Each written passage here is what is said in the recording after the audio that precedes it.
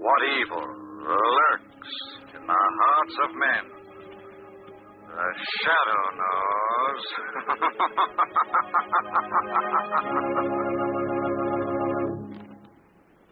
Once again, your neighborhood blue coal dealer brings you the thrilling adventures of The Shadow, the hard and relentless fight of one man against the forces of evil.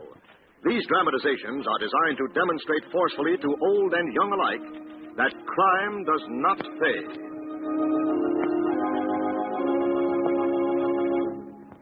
Friends, for several weeks we have repeated to our listeners the forecast of government experts that all home heating fuels will be scarce this winter. If you heat with coal, you're lucky, because you can store most of your winter's needs and be sure of warmth and comfort throughout the year. Ask your blue coal dealer to schedule your delivery as soon as he can. Another point, more important this winter than ever, is to save fuel.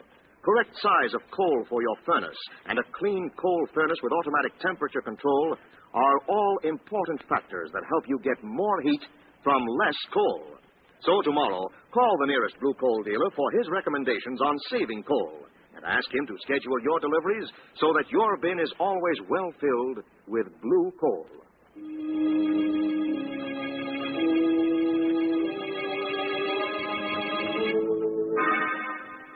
The Shadow, who aids the forces of law and order, is in reality Lamont Cranston, wealthy young man about town. Years ago in the Orient, Cranston learned a strange and mysterious secret, the hypnotic power to cloud men's minds so they cannot see him. Cranston's friend and companion, the lovely Margot Lane, is the only person who knows to whom the voice of the invisible shadow belongs.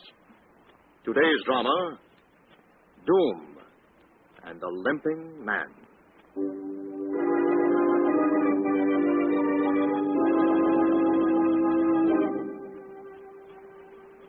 In the old Stokes mansion, 50 miles from the city, Frederick Stokes, senior member of the law firm of Stokes, Fielding and Minton, is waiting with his two partners for a fatal report from state prison. Victor Farnall is to be hung for the murder of his uncle, Judge Carter Farnall. The three lawyers, naturally, are interested, since it had been their combined efforts that had sent Farnall to the death house. It is almost midnight, when suddenly the library door bursts open. Fielding. Mr. Stokes, I want to see my husband. Vera, what are you doing here? How did you get into the house? I took one of your keys, John. I have to talk to you. Couldn't have waited until I got home. By that time, he'd be dead. Am I to understand that you've come here about Victor Farnall? Yes. But why, Vera? I want you to stop his execution. Oh, see here, young man. I'm not appealing to you, Mr. Minton, or you either, Mr. Stokes. You both consider this a brilliant legal victory. But John still has a few human emotions, and he'll never forgive himself for murdering Victor Farnall. Murdering? You know you took that poor, simple-minded man and used every trick in the book to convict him. Victor Farnall killed his uncle. What we did was only our duty. Was it your duty to distort the facts? To confuse the jury? To build a murder conviction out of pure circumstantial evidence? Mrs. Fielding. Oh, John, please call the prison and say you have a reasonable doubt. I can't, Vera. It's out of the question. Ridiculous. Please do it now. While there's still time. I'm afraid you're mistaken, Mrs. Fielding. 12 o'clock. There's no longer still time. What have you done? What have you done? I'll get it. Stokes Mansion? Frederick Stokes, please. Speaking. This is Warden Sanders of State Prison. Yes. Victor Farnall was hung on the stroke of midnight and pronounced dead 30 seconds ago. I see. Thank you, Warden. Well? For now, he's dead. Oh, no. Vera. Oh, it happened. It happened. Vera. She's just gone out in the hall. Leave her alone a while, Feelings. She'll come around. Meanwhile, I think the occasion calls for toast. In some of your best brandy, I hope. But of course. See, shall it be cognac? Cavassier? Who can that be? Sherry Fielding. Hello? I want to speak with a member of the firm of Stokes, Fielding, and Minton. This is John Fielding. You'll do, John Fielding. Who's this? This is Victor Farnall. Victor Farnall. What did you say? He says he's Victor Farnall. It's some kind of a ghastly joke. I'm calling to tell you three and all who belong to you that you sealed your own doom when you plotted my death.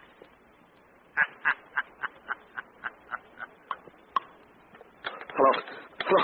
Hello? Get the operator, Fielding. Trace that call. Hello, operator. This is the operator. This is the Stokes mansion. On that call you just put through to us. The one from state prison? No, the one just after the call from state There prison. must be some mistake, sir. What do you mean? You haven't had any calls since then. What did you say? She said that we've had no call since... What was that? It's Mrs. Fielding. Vera! Come on, quick. Vera! Vera! Where are you? Screams came from right here in the hall. Wasn't time for her to get far. Stokes, Minton, look.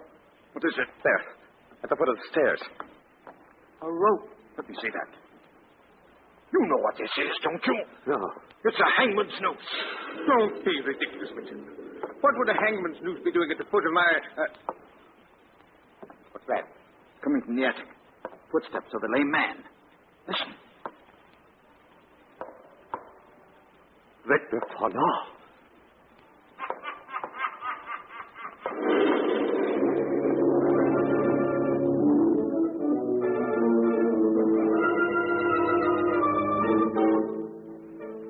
And all that happened last night, Mr. Stokes? Police were here all day and got nowhere, Detective Duffy. They found no trace of Vera Fielding? None. Or of Victor Farnall? Victor Farnall. Of course not. Victor Farnall is dead, Duffy.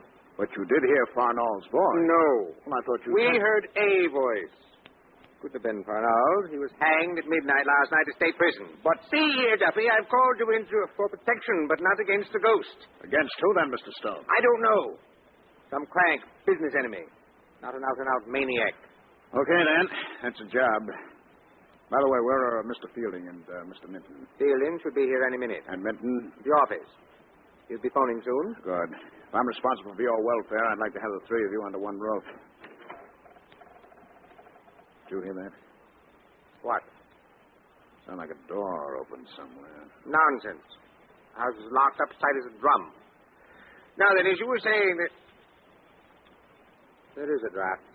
The door is open somewhere, Mr. Stokes. Where are you going? Have a look around. I'll go with you. Take it easy, Mr. Stokes. I'm being paid to take the chances.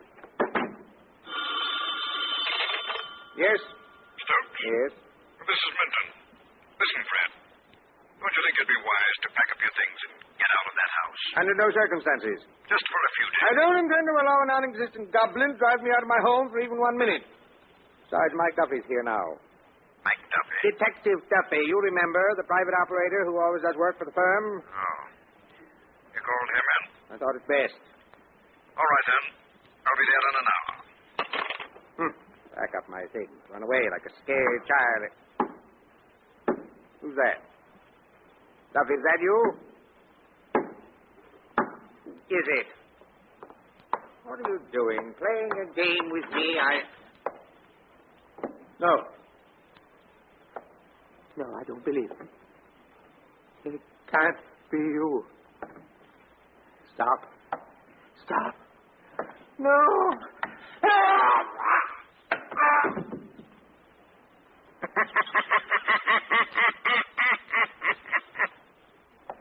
Mr. Stokes! Mr. Stokes, what happened? Mr. Stokes, where are you? Who's that? Mr. Stokes, is that you? No, it's John Fielding. I put you in the front door. What's you, Duffy? What are you doing here? Mr. Stokes called me in. Oh, I see. Where's Stokes? Well, that's what I'd like to know. I heard him yell for help. I ran back here in the library as fast as I could, but he was gone. All I found was this piece of rope. Good Lord, it's not just a piece of rope, Duffy. It's a hangman's noose. A hangman's noose? Exactly like the one we found when Vera disappeared. Duffy, look. The wall safe. It's open. It's empty. Empty? What was in it? What? Do you know? Oh, yes, of course. We kept the assets of our firm here. What? $500,000 in negotiable securities.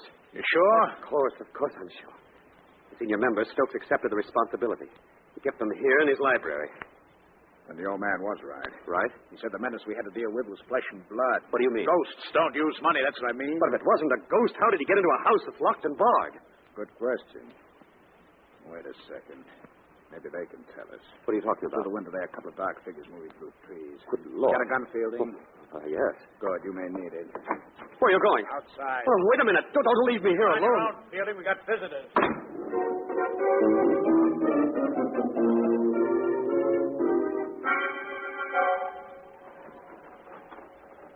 Are you sure you heard a cry for help, Lamont? Positive, Margot. A man's voice is plain as day, and it came from this old mansion here. Not afraid, darling. No, but it's a dangerous business prowling around a strange place in the dark. Bet it is. Who's there? Put your hands Lamont, Who are you? Don't let that worry you. Point is, who are you? Well, I'm Lamont Cranston. This is Miss Lane. I've taken the cottage just over the rise of the hill. we heard a man call for help and came to see what was wrong. Helpful, huh? Yes, that's it. We hadn't done our good turn for the day. Well, it's never too late, Mr. Cranston. You can do me one now. Oh, yeah? Yes, keep your hands up and start walking. What was that? If you're the Duffy in question, I think somebody wants you in an awful hurry.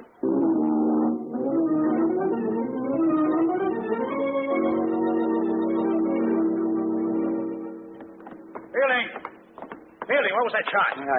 I just stepped out of the library door and I saw a figure limping up the attic stairs. When it wouldn't stop, I fired. Did you say limping? Yes. You know what that means, Duffy. Arnall was lame. What was that? Forget it. Old man Stokes was right. Whoever's in that attic's probably a half-witted crank or a But lunatic. there's nobody there, Duffy. What? I went up and looked. The attic is empty. Sounds very much like a ghost, eh, Margot? I'm afraid it does. Oh, so you're on the ghost kick, too, huh?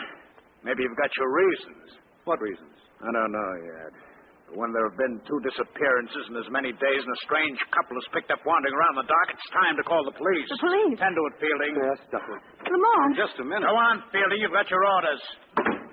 What's this all about? You never heard of the $500,000 in negotiable securities, of course. A $500,000. Okay. I'll play along. Last night, Fielding's wife disappeared, and a few minutes ago, the owner of this house, Mr. Stokes, vanished into thin air. Aside from that, all I know is that there was a phone call out of nowhere from Victor Farnall. Victor Farnall. He was executed last night at state prison. Sure, I know. But according to Fielding, he's back from the grave for a return engagement. Listen. Did you hear that? It's coming from the attic. Yeah, you bet it is. Where are you going? Find out who it is. You want an extra hand? Oh, you two stay here, right here. And if you try to get past Fielding, remember he's got a gun. He likes to make it work. Well, Sorry, Margot. we couldn't have just stayed home and listened to a mystery story on the radio. Why listen to one when you can live one out, darling? Oh, if you don't mind, I'd rather just sit in an easy chair and turn the dial. Lamont! Come on, Margot. Come on up the attic stairs. Duffy! Duffy! Why doesn't he answer? Find it difficult, I'm afraid. Oh, Lamont. He's been hanged. Hanged by an experienced gallows bird, Margot. The rope around his neck is a hangman's noose.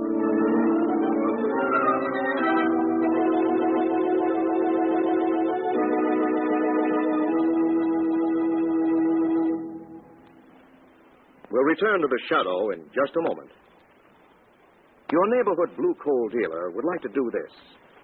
He'd like to send you a Tempmaster automatic heat regulator for your furnace with a tag attached. The tag would say, "This Tempmaster is yours. You are paying for it. Here it is." Yes, that's exactly what's happening. If you heat with coal and do not have a Tempmaster, you are paying for all the comfort and convenience of automatic temperature control without getting it. You see, fuel studies prove that a hand-controlled furnace fire cannot help running away with itself at times and overheating your house. When that happens, you're losing plenty of heat up the chimney. You're wasting a lot of fuel. You may be wasting enough to pay for a blue coal Tempmaster in a single heating season. So, if you don't have a Tempmaster now, you're missing the carefree heating comfort that you're paying for anyhow. Call the nearest blue coal dealer tomorrow and ask him to demonstrate the Blue Coal Temp Master, the modern electrical servant that pays for itself. See how it operates. See how furnace controls are operated from a thermostat in your living room. Remember, you're paying for a Temp Master anyhow, so why not get the comfort, ease, and more healthful heat you're entitled to? Call your blue coal dealer tomorrow. Now, back to the shadow.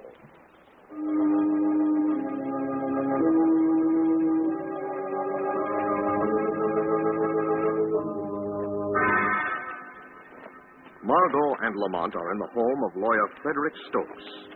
They are investigating the strange events happening in the old mansion when suddenly they hear a scream from the attic. Rush up to find Detective Mike Duffy hanged from a rafter. Mrs. Lane, Mr. Cranston, what's happened here? Seems Mr. Duffy had a slight accident, Fielding. Duffy? We found him hanging from that attic beam in the ceiling. Is he dead? Well, not quite. I think we cut him down just in time. He was unconscious. He'll come out of it. Here, help me get him over on that cot. Just a moment. All right. Careful now. There we are. Did you call the police? I tried. The trunk lines are busy. Better try again. Stick with it till you get Commissioner West at headquarters. I'll do my best. Funny? What'd you say, Margot? I said it was funny. It's Ah. the only new-looking thing in this old attic. What is? This filing envelope. There's no dust on it at all. Where'd you find that? Over here in the corner. Let me see it. Is there anything in it, Lamont? It's more than a little, Margot. What's that? It's a legal document of some sort. Margot, What? look, this is a murder confession. Murder confession? Yes, signed by Edgar Minton of the firm of Stokes, Fielding, and Minton. Listen to this. In order to prevent his exposing certain illicit practices of my career, I, Edgar Minton, did murder in cold blood the eminent criminal judge Carter Farnall. What? But Victor Farnall was hanged last night for murdering the judge. No, Margaret. Minton's two partners probably helped him frame the poor fellow, but exacted this confession first as a club to hold over Minton's head forever after. Who's that? I'm Edgar Minton. What's happened here? Well, it seems we have disappearances, ghosts, stranglings, three-ring circus, Mr. Minton. Where is Stokes? He's become part of the disappearing act. But I talked to him from the office not over an hour ago. Police are on their way, Cranston. Oh, good. Police? You say police, Fielding? Yes, so they can't get here too soon. We've been robbed, Minton. Robbed? Our $500,000 in securities is gone. What are you saying? Come down to the library and see for yourself. You'll excuse me, of course. Fielding and I have some pressing business. Yes, I'm sure you do, Mr. Minton. Lamont, Yes? why didn't you accuse him of the murder of Judge Farnall? I want somebody else to do that job. Who? Old and mutual friend of ours, the Shadow.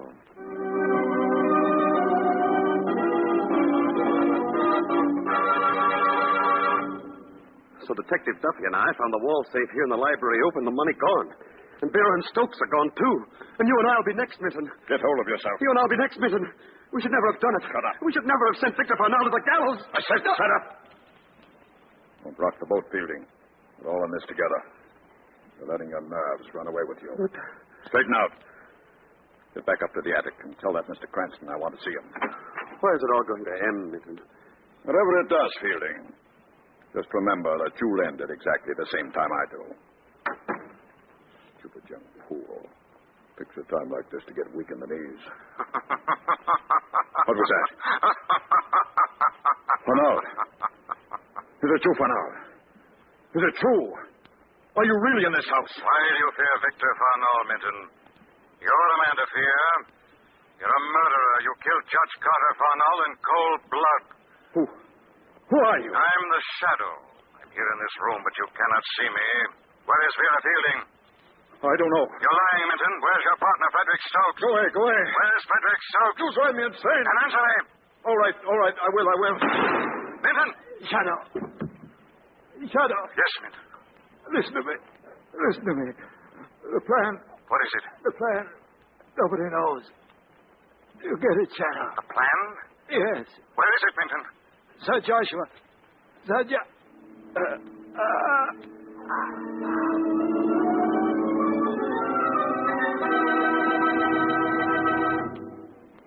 I heard a shot, Lamont. What happened? Our chief suspect is dead, Margot. Minton? Yes. Shot came out of the dark just as he was about to tell the shadow the truth. Who did it? I don't know yet. Margot, is there anybody in this house named Sir Joshua? Sir Joshua? I don't know. Who's he? Not the faintest idea. Apparently, he had a plan, a very important plan, and I want it. Where's Duffy? Well, I left him in the attic unconscious. Left him in the attic? Yes. Well, you shouldn't have. Come on, let's hope we don't find him in another hangman's noose.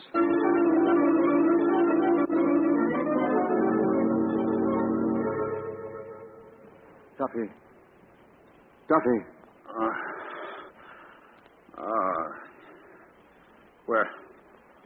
Where is it? Oh, the attic. Easy now, Mr. Duffy. You're okay. You did better than poor Minton. Minton? What about Minton? He's dead. Dead? Yes. Look, Duffy, I need help. Try and think clearly. Did you ever hear of anyone connected with this family named Joshua? Sir Joshua? Joshua? No, never. You're sure? Of course I'm sure. That don't mean there isn't a Sir Joshua. Might be.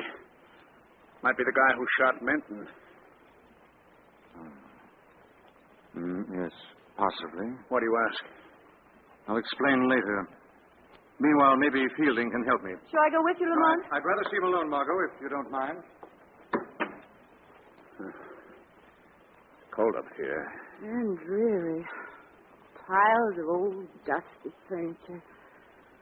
There must be hundreds of years. Mr. Duffy. Yes. There's a man back there in the shadows. A man? Yes. He's just standing there staring. Oh. What are you laughing at? It's not a man at all. I'm sorry. It's a portrait, an old family portrait. See, right here. Yeah. Dignified old codger. Covered with dust. See? Duffy, What now? look, nameplate. Sir Joshua Stokes. What do you know? So that's him. Sir Joshua. But what did Minton mean? How could he have had a plan? I don't get it. Neither do I. Yep. Wait a minute. What's that? That's the blueprint. Blueprint of this house. Now I see what Minton meant, a plan. Yeah, sure, a plan. A plan of the Let's house. take a look at it. Look. Oh, here's the drawing room. The bedrooms. Look. There's another room up here in the attic. What? See? Right here. That'll be just behind that beam there to the left. Yeah. Yeah, take a look at A this. door. You never see it. It's built right in the woodwork. Shall we go in? Yeah, after you, lady. Just be careful the door doesn't close. Mr. Duffy. Oh, it's slammed. Try and push it open. Oh. Mr. Duffy, look. Hanging from that beam in the ceiling. Yeah. I see him. They're dead. They're dead. 2 dead bodies. Vera Fielding and Frederick Stokes, to be exact. So this is where they disappeared to. What are you going to do? We're to beat on the door until Mr. Cranston hears me. Oh, no, you're not, Miss Lane. I'm not? No, Miss Lane. Why not? Because you're going to join Vera and Frederick. What? There's a lot at stake for me in this, Miss Lane. You see this envelope? There's $500,000 in securities in here. It's mine by right of seizure. Minton would have gotten it when he hung me in the attic, but you and Mr. Cranston came running too quickly for him. You didn't even have time to find the confession where it'd fallen out of my pocket. Please let me go. I'm afraid I couldn't do that, Miss Lane. Once I'm rid of Fielding, who knows the serial numbers, and of you, who know too much in general, I'll burn the blueprint, close this door, and the Stokes Mansion disappearances will go right on being a mystery forever. Please. Lamont! Screaming won't do any good. I closed that door when we came in. I'm going to keep it closed until I'm through with you, Miss Lane. You would if you could, Duffy. Who's that? Who opened that door? The shadow did. Who are you? What do you want here? I'm here to accuse you of the murders of Vera Fielding, Frederick Stokes, and Edgar Minton. You're crazy. You've been a trusted employee of the firm of Stokes, Fielding, and Minton for many years. So when Minton wanted to get back the murder confession he'd been forced to write, he looked around for a helper. He found you were only too willing to make a dishonest dollar. How do you know this? You got greedy, didn't you? After you got your hands on the confession and the $500,000, you decided to keep them for yourself and cut Minton out. That's why Minton tried to hang you in the attic out there. Who told you? How do you know? Arnold's ghost was meant to scare the occupants out of the house so you and Minton could loot it at your leisure. But Stokes refused to run away, so you went through with the hangings as scheduled. But they're over now, all except one. Which one? Yours. The law will see that you hang, Duffy. No. No, not in a million years.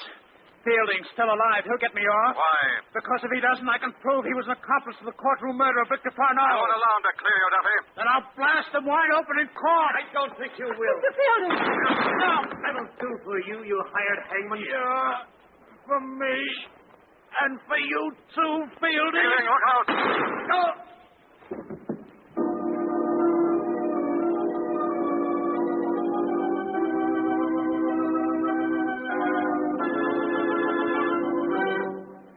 Good work, Lamont. Well, they did the work for me, Commissioner Weston. They shot it out to the death. What I don't see is how you knew to follow us to this room, Lamont. Well, I knew Duffy was the killer before I left you alone with him in the attic. When Duffy said that maybe Sir Joshua had shot Minton, I knew he was only pretending he'd been unconscious. The others had been hanged. So how, if he'd been unconscious, did Duffy know Minton had been shot? Oh, I see. After that, I kept my eye on you and him and saw you discover the secret room. And what was all this nonsense about a ghostly telephone call? You will find a telephone over there in the corner of this hidden den, Weston. It was used to impersonate Victor Farnell. It's connected with the wires of the downstairs telephone. Childish trick, but effective. Then the voice threatening the death of the firm of Stokes, Fielding, and Minton wasn't Farnell's at all. Of course not. Whose was it? Duffy's? Perhaps. What do you mean, perhaps? Well, I mean, Margot, that since the entire firm is dead, as promised, one might think of that voice out of the night as the voice of justice.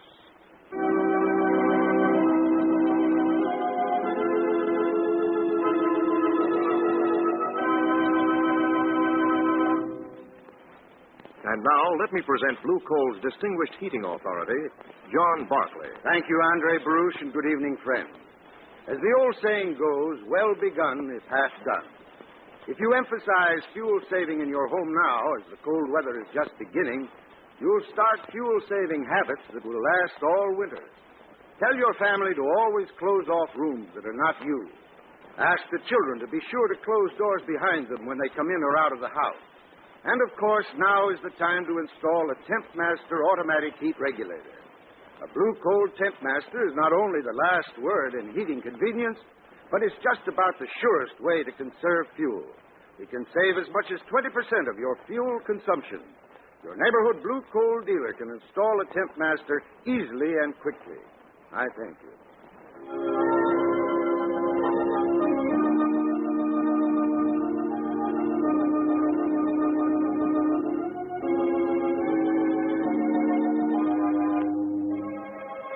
This story is copyrighted by Street and Smith Publications, Incorporated.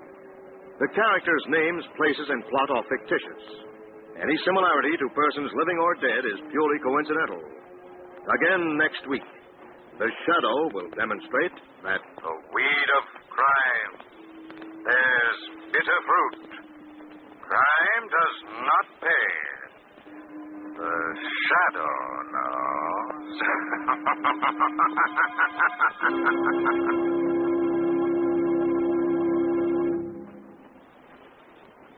next week, same time, same station, your friendly Blue Coal dealer brings you another strange and thrilling adventure in the Shadow's daring battle against the forces of evil.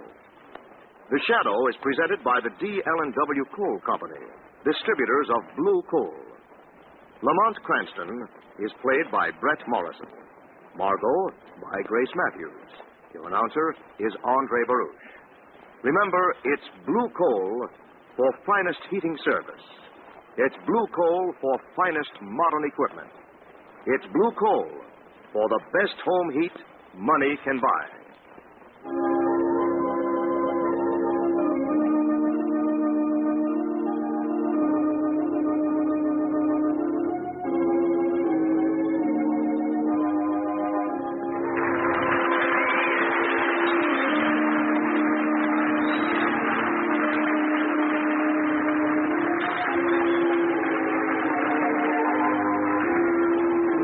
This is the Mutual Broadcasting System.